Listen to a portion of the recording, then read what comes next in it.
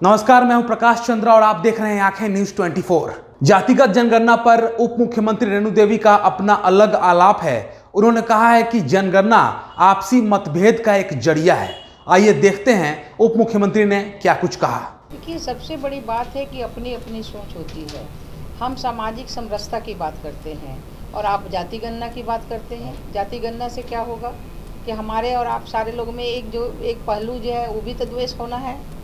और हम जब सामाजिक समरसता की बात करते हैं तो हमें तो सामाजिक समरसता में ही रहना चाहिए। हम सभी लोग एक हैं। हम कहते हैं कि सबका साथ सबका विकास। तो इस हिसाब से सबका साथ सबका विकास जब हम चिंता करते हैं और सबके लिए चिंता करते हैं तो फिर क्या मामला है। हमें तो ऐसा नहीं लगता है कि इसको कोई इशू बनाना चाहिए। वोट की राजनीति में आपने जितने 35 दल हैं, मैं चैलेंज करके कहना चाहती हूँ, कितने आपने जाति गणना में जो सबसे पीछे बैठा हुआ लोग है, कितने लोगों को आपने बनाया है। आपने अपने परिवार को बनाया है, आपने अपने परिवार के लिए चिंता की है।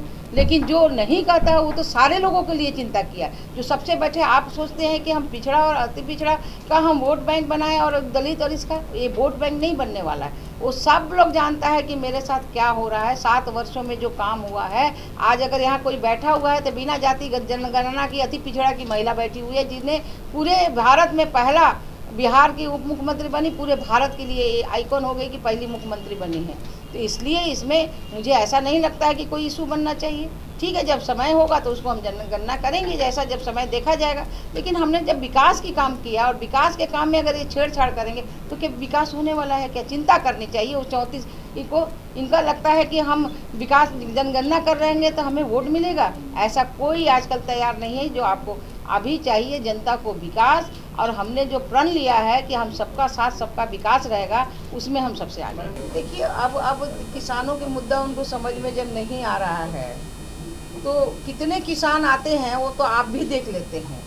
किसान नहीं आते हैं, मजदूर के जोड़ के लाया जाता है और जोड़ा हुआ मजदूर ज़्यादा दिन काम नहीं करते हैं। आप पंजाब का पूरा देखें, देश भर में आप देख रहे हैं कि जो दिल्ली में बैठे हुए, जो जहाँ जंतर मंतर पर हुआ, क्या आप जब आप ही लोग जब उनका इंटरव्यू लिए तो उसने कहा कि मैं खेतीहर नहीं हूँ, मैं बाहर का मजदूर हूँ, हमें पैसा पर लाया गया है। तो जो लोग पैसे पर अगर लाते हैं तो उसमें क्या होता है? आज किसान की जितनी बड़ी काम हुई है, वो तीनों जो हमारा बिल है, उस बिल को अगर कोई सच्चाई जाने, हम लोग तो गांव-गांव में जाकर सच्चाई बता रहे हैं। एपीओ क्या है? एपीओ में तो ये नहीं लिखा हुआ है आपका ज़मीन कोई लेगा। एपीओ क्या है? उसमें तो नहीं कहा कि भैया इसमें यहाँ बाउंडेड है कि अगर नहीं कीजिएगा।